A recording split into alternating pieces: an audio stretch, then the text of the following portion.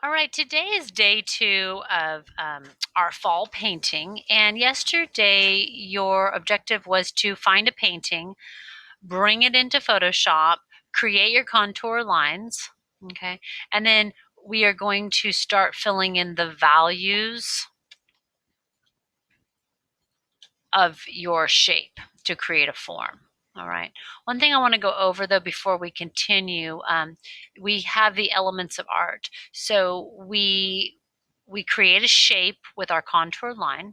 Okay, so that's either your pumpkin, your leaf, cranberries, a table, vase, and then using value and color, right? You're going to be then creating the form. All right. Okay. So these are when as you're designing and painting and creating, you want to be thinking about the elements of art and how you're using them. They are truly the building blocks of making art. Okay. And here's another example. We're using shape, right? We're using value and color to create form. Now, some of you are applying texture at this point, but mainly right now we're not really we haven't gotten into texture. Okay, so we're studying value right now, to create form. Okay, and then the other thing I want you to look at real quick is the principles of design. Right now we are mainly looking at contrast, okay, from light to dark. Okay, we will eventually get into composition and study more of the principles of design. But you can think about contrast right now as you're designing. Okay, let's get into our project. We have the white, I'm doing a white pumpkin. I do want to show you a project that I was working on. So this is a photograph of a magnolia tree. Let's see, I'll bring it, the magnolia.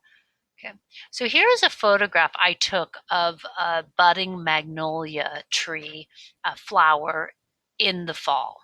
Okay, and to really capture, right, these sections here, let's see which one. I just literally took one and started painting it.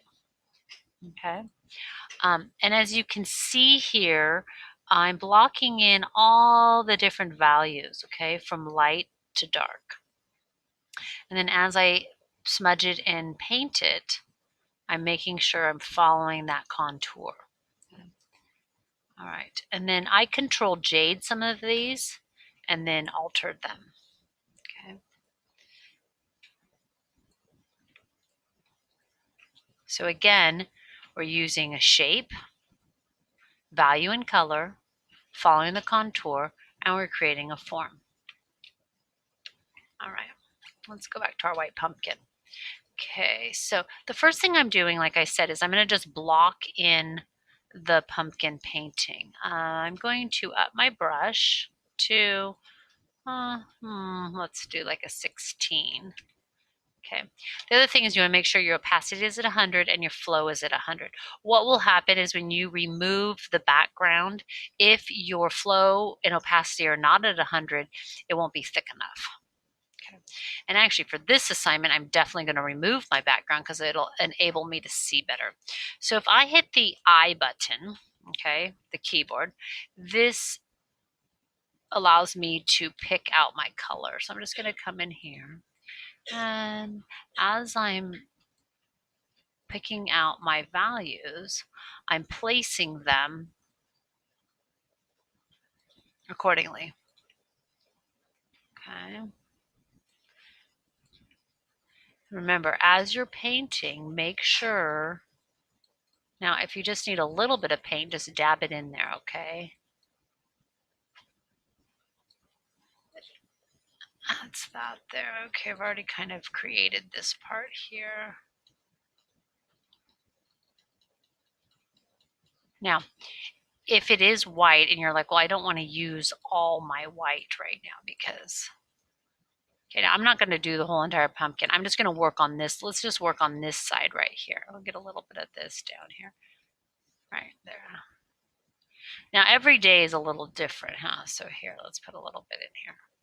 Again, I'm just throwing down the color in here. Okay. So I'm going to come to my smudge. All right, I'm going to up my smudge brush. Now I'm at a 38, so let's see how this is. I'm going to come in and start smudging my paint. Now as I smudge, just like you did with your apple and or your sphere, okay, you want to identify the shape. So the shape here is a sphere. You might be working with a cylinder. You might be working, if you're doing like a piece of pumpkin pie, you're working with a cube and a triangle. Okay. Now, as I'm working, I notice I need a little bit more paint in here. So I'm going to get my brush, and that's right about here. I'm just going to come in here and put some more paint. Okay. There we go. And so I'm following the contour, right? It's coming up and down just like my apple, just a little bit different. Now, as I'm working, I'm bringing it down, I'm pushing the paint, and I'm blending it. Okay. Pushing it and blending it. I will deal with the inside there in a bit. So, right, I'm working on this little section right here. Pushing it and blending it and making sure to stay true to the contour. Okay. Now it is a painting, so it doesn't have to be smooth like a photograph. Okay. And then you also have to remember your horizontal contours. So we might kind of work on this section here and smooth those up. Now the part that I'm really going to be wanting to be aware of is the creases, right? So that's going to give it the three-dimensionality.